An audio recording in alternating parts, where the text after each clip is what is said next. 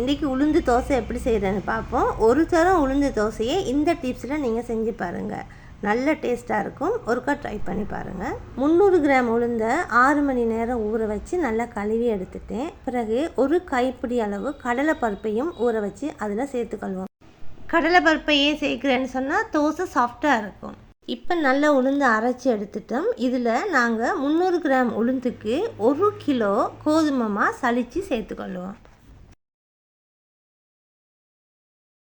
இப்போ நாங்கள் இதை கட்டிப்படாமல் நல்லா கரைச்சி எடுத்துக்கொள்வோம்.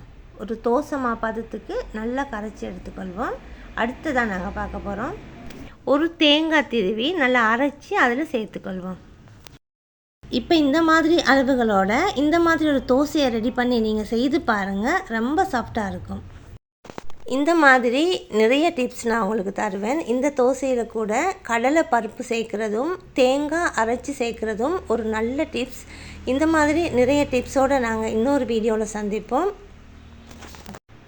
இந்த வீடியோ உங்களுக்கு பிடிச்சிருந்தா லைக் பண்ணுங்கள், ஷேர் பண்ணுங்கள், சப்ஸ்கிரைப் பண்ணுங்கள்.